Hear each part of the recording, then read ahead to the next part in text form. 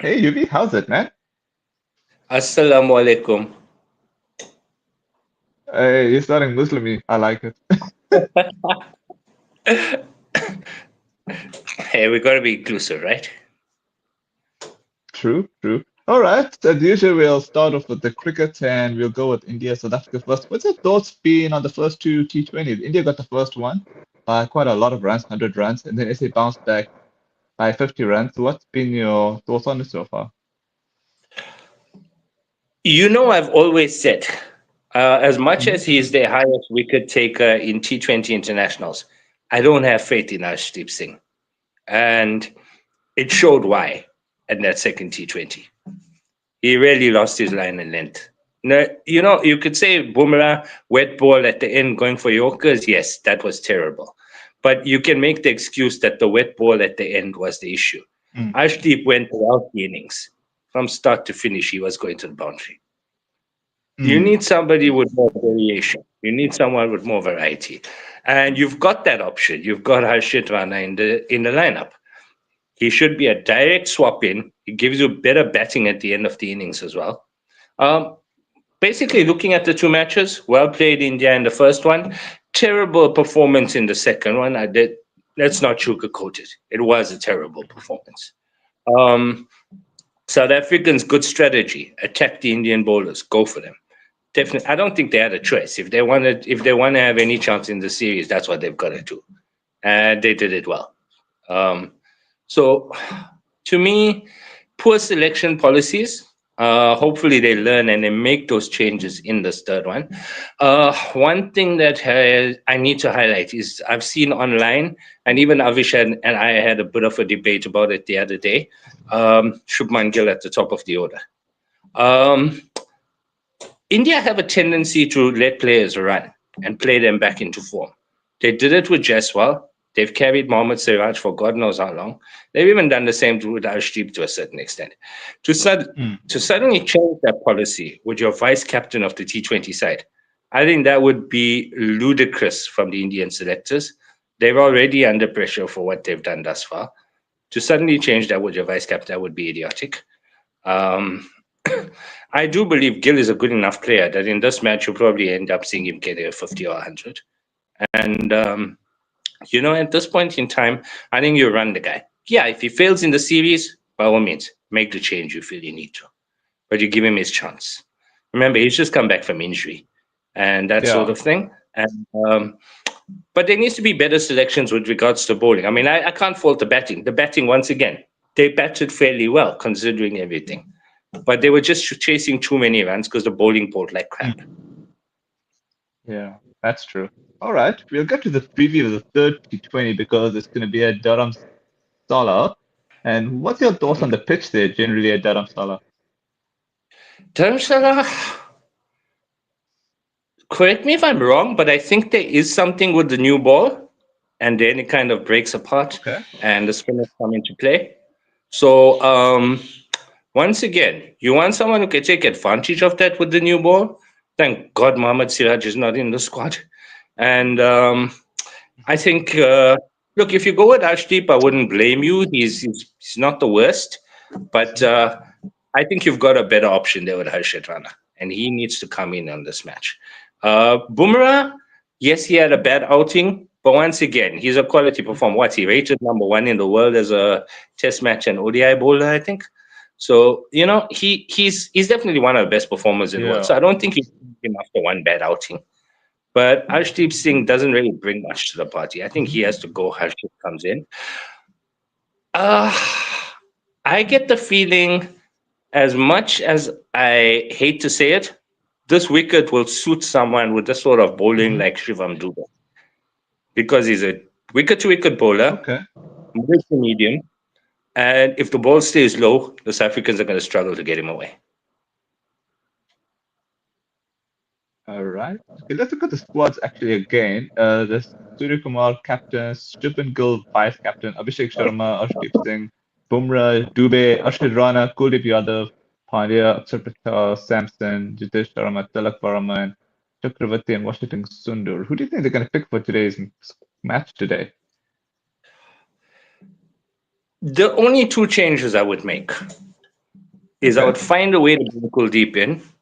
Yes, it's going to impact your batting to a degree. Uh, I Mm-hmm. think he's got to come in for who would you drop? That's the weird thing. Uh, Mm. you can't drop Arshdeep and bring Kuldeep in. It's got to be like for like. We've only got two real Oh, opening teamers. And so if Arshdeep goes, you've got to bring in Harshit. But they got to yeah. find a way to get Kuldeep into that side. And I think that will make a difference. Those are the only two changes I'd make. Okay. And then if you look at the SA squad here, they got Markram, Bartman, Coben Bosch, Rivers, Quinton de Kock, Pereira, Reza Hendricks, Jansen, Linda, your favorite Keshav Maharaj, just kidding. Then Miller, then Lugengiri, Notkia, Pamela, and Tristan Stubbs. What would you do for the SA squad for today? So I got one question. Is Mapaka not in the side? Uh, Strangely, no. Strange. When I first saw the squads, I could swear I saw him. Anyways, if he's not there, he's not there. Look, I wouldn't make changes. They performed well Yeah. in that second match. I don't think they need changes. The change of bringing Mhm. Linde in for Maharaj, brilliant, brilliant. I've always said it. Maharaj is a highly overrated bowler. Um, Linda coming in, Mhm. line and length, good sort of control. Um, I mean, Maharaj was being hit for what, 14, 15 runs in an over in that first match. Linda never went for over 10. And that's what you get with George Linda. And then you get batting down the order if it's necessary. So, yeah, I think it's an obvious Okay. choice that they need to make. No, I don't think there's need for changes. They've got a good side there. Um, Look, I'm not a huge fan of Luto Supamla. I would rather see Nortje in for him. But on this wicket, I think he'll be more effective than Nortje. Yeah. Okay. All right. We'll get to the third Ashes test. I think that's coming on the 17th, which I would assume is on Wednesday, if I'm correct. No, I'm Mhm. lying. That would be Tuesday. I think that's no, I think that's Wednesday. Sorry, my apologies. That's Wednesday actually. So we look at the squads for Australia: Pat Cummins, Boland, Alex Carey, Brendan Doggett, Cameron Green, Travis Head, Inglis, Kawaja, Labuschagne, Lyon, Nesser, Smith, Stark, Weather Rolls, and Theo Webster. Would you make any changes for the third test, considering Australia are 2-0 up at the moment? Well, they've already said Pat Cummins is coming in as captain for the third test. So Yeah. there is going to be a change. I don't know who's going to fall out to bring him in, but there is going to be a change for that third test. And what was I going to say? They need to look at Mhm. the top order. There is a bit of fragility that's apparent there. The English Mhm. haven't bowled well enough to expose it yet, but there is fragility there. So I would try to show that up to a certain degree. Um, Mhm. but the way the English are playing right now, I think you could put the Australia C team on the park and they'd beat them. That's so depressing to hear. Okay, let's get to the English squad. You kind of beat me to that. Okay, there's Ben Stokes, Harry Brook, Archer, Atkinson, Bethel, Bryden Cross, Crawley, Duckett, Matthew Fisher. Never heard of him before. He's a bowler. Will Jacks, Ollie Pope, Potts, Joe Root, Bashir, James Smith, and Tongue. Who would you put for the English team? So I have a question. Mark Wood has not Oh, regained fitness. nope. I think he's in just for the rest of the series. Okay, so he's gone. So then the choice for me is obviously you need your opening bowlers to be Archer and Tongue. Tongue needs to come in for somebody. And yeah, those are your opening bowlers. Um, but their fragility has been their batting. Their bowling hasn't been the Hmm. greatest, but it's been competitive. Um, fragility has been the batting. What do you do with that? They don't really have good batters. This is why I don't think England Hmm. can compete in this. Their batting has been fragile.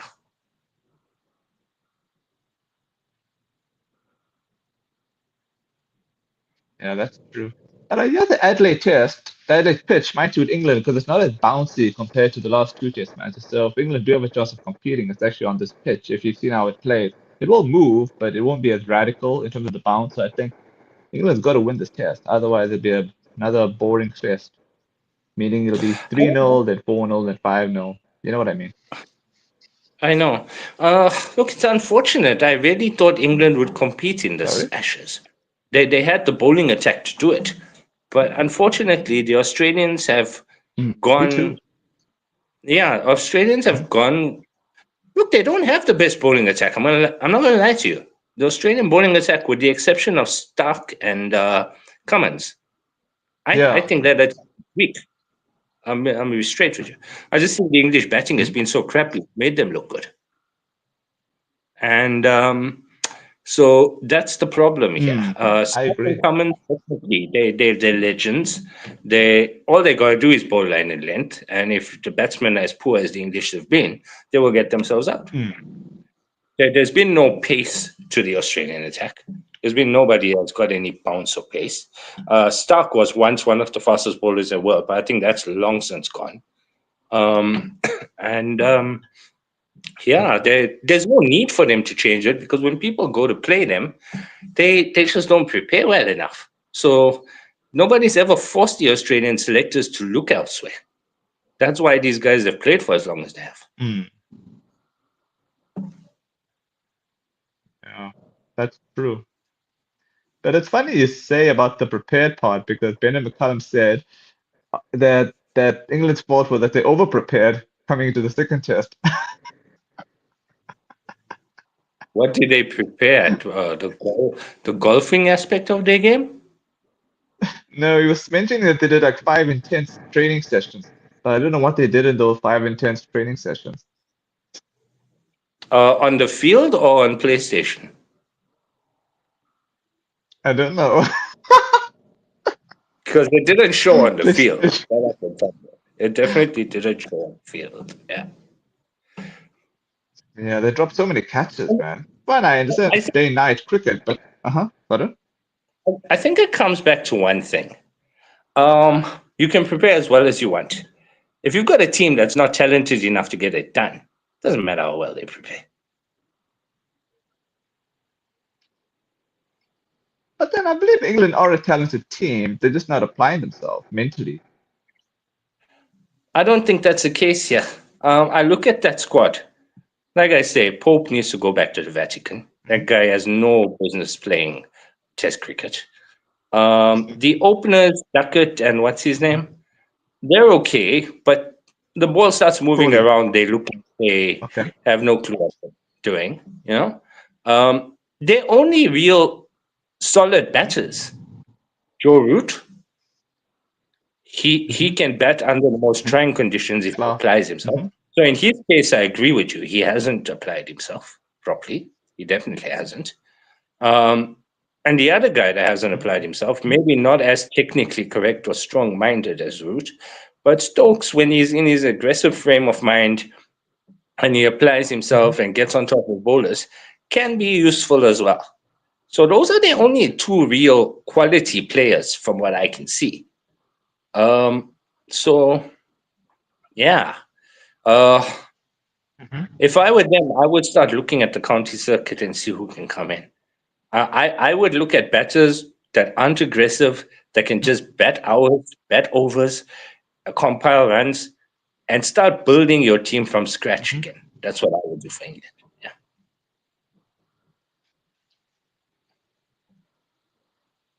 Yeah, that's true. But then let's go for, I think we last week predicted England to win just to keep the series alive. Do you still want to I go with would, that prediction? Because I also went with that, but that's more out of optimism. I'm gonna go with that, but like you said, it's optimism. I'm I'm hoping that the batting can put something together. Uh, I know the bowling can do it. That I think they have a better bowling attack than Australia. I'll be honest with you. I know the bowling can get it done, but I they agree need with you. runs on. They need runs on the board, Yeah. and that's been the downfall. So if they can do that, I think they can. So I'm going to go along with that. I'm predicting England. Well, I'm praying for England, honestly, Yeah. to kind of win this one. But yeah, if the batting performs well, squads, they can.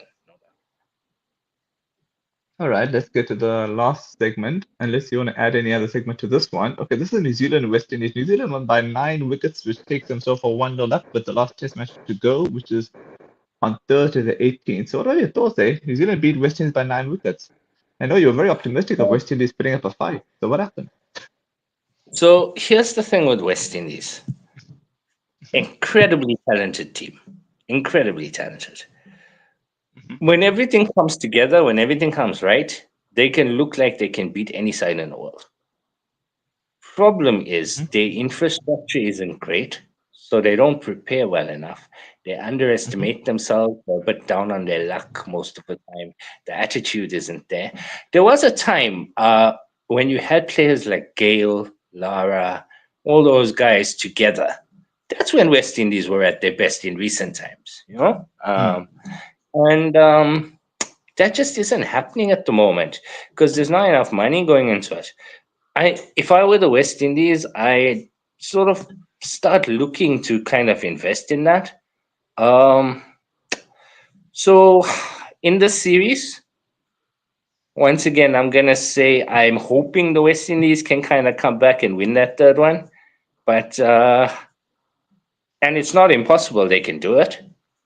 but application is what's required. Yeah, Okay. Do you want to go through the squads quickly? sure, let's do it. Sorry. All right. Let me wait for this to load. Okay, but for the squads load, I'm going with New Zealand to win 2-0, so sorry about that. Mhm. Okay, and technically, if I'm being brutally honest, it could have been 3-0. I went 2-0 so far, but then the rain came. Not rain, I mean, but the players got injured. In fact, I'm going to Mhm. be a bit more critical on West Indies. I thought they should have gone for it for the win in the first test match because then the New Zealand team was so depleted of their bowling stock and that pitch was so flat. They should have gone for it. But I understand why they drew it because they wanted to at least take a draw as a positive win. I don't know what you think about that theory. Or do you think I'm being a bit harsh on them? No, no, it's exactly what I said when I made my initial statement. They're down on their luck. Their mindset isn't right. I fully agree with you. The West Indies team that was under what's his name? What's that guy? The guy that was before Jason Holder, the captain. Darren Holder. Sammy. No, also an Darren old Sammy. Darren Sammy. Sammy. Yeah, that team would have gone for the Oh, win. Jason Holder, you mean? Jason Holder. No, before Oh, Holder, you feel before Jason Holder or Darren Sammy? Because Jason Holder was one of the Darren captains. Sammy. Uh, Darren Sammy. before Holder. Hmm. That West Indies team Oh, would okay, have okay. gone for that West Indies team would have gone for the win. I think these guys, if they can get away without losing a match, they're grateful for it. And that's the wrong mindset to have. I fully agree with you. They should have gone Hmm. for the win. Hmm. Yeah, I already thought that because the New Zealand team was so depleted and that pitch was so flat. No, definitely. Um, I think the Oh. thing to remember Uh-huh. about this is West Indies. Nothing's Uh-huh. changed. They've still got incredible Hmm. fast bowlers. They've still got four guys in Hmm. their domestic setup that can top 150. Still got incredible fast Hmm. bowlers. Put more application from the batsman and the mindset. Remember that West Indies team that did really well, where I'm talking back in the day with what's his name, Michael Holding and all those guys. Those batters, they weren't just aggressive. Yes, there was Caribbean flair, but at the start of the innings, they Hmm. applied themselves. They got themselves in. Today's batters are just they're Hmm. neither here nor there, and Hmm. that's the problem.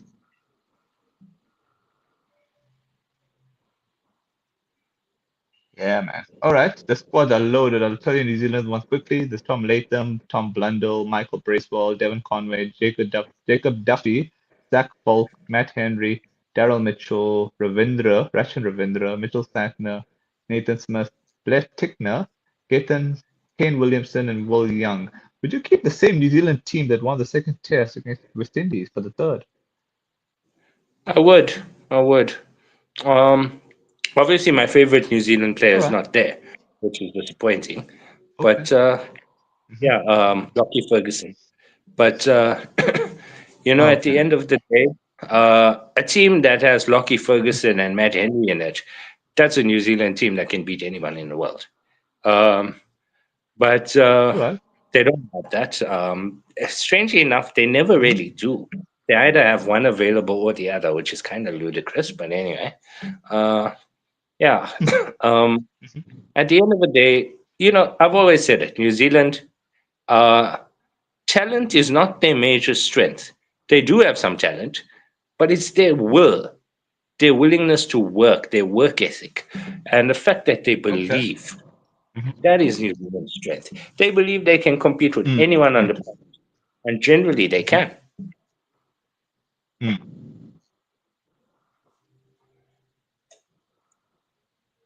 That's true. That's true. All right, we'll get West Indies squad quickly. Roston Chase, the captain. Jomal Warrington. Alec Aitanaz, okay. John Campbell. Tangerine Chandapol. Dustin Greaves. Kevin Hodge. Teho. Kevin Imlach. Brandon King. Johan Lane. Anderson Phillip. Kemar Rowe. Sharon Steele. And OJ Shields. Would you do any changes for the West Indies?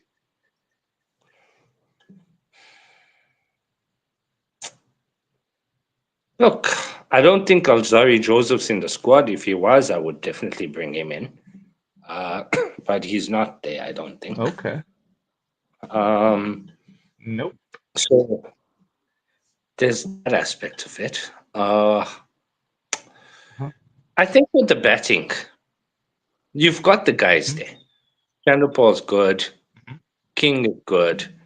Put more mhm, application. Cut the rash shots out initially. mhm, Get your eye in. Yeah, these guys are capable of scoring hundreds. Just apply mhm, yourself. mhm, And that New Zealand bowling attack, mhm, the attack that you listed, there's nothing special there. With the exception of Matt Henry, mhm, there's nothing special there. mhm. If you apply yourself, you can get Yeah, on top of that. yeah, yeah. It's just a mind over matter thing. Exactly. It's kind of like, forgive me for saying this, I know Avish is going to hate that I say this. It's exactly what happened to India in the test matches. There's nothing special about the South African attack. They just had a brain fade. Yeah, can't argue with you there. But I will give Jansen credit for one thing. At least he bats well, Jansen. So I think that's what gives him that string sweet bow. Otherwise, if he was just a bowler, he would be okay, if that makes sense to you. I think he bats because they don't really attack him. Remember, the weakness of really tall players, and myself included, is if you have to face really quick bounces, you don't play them very well. People don't attack Oh, Jansen. I like to see how Jansen fares against an Australian attack, a West Indian attack. I like to see how he fares against really fast bowling, guys that are aggressive and going at him. I don't think he'd be that good. oh, okay. All right. Well, that's a good point, actually. Is there anything you'd like to touch upon since I've covered pretty much what I thought was relevant there? Um, well, not yet, but I think we're going to have to look at the SA20 situation at some point. But I think we can wait for Avish to get back to Mhm. do that. 'Cause I think he'd also want to be involved in that. Of course. And what else Oh, is there? Not really. I think we have covered everything, haven't we? There isn't a lot happening right now that's of excitement, is there? no, I think the SA20 is the only excitement there. All right, I think that's pretty much a wrap, UV. As usual, thanks for your time, and I'll catch you next week. Okay, brother. Take care. Thanks for everything. Come on. Ciao, man.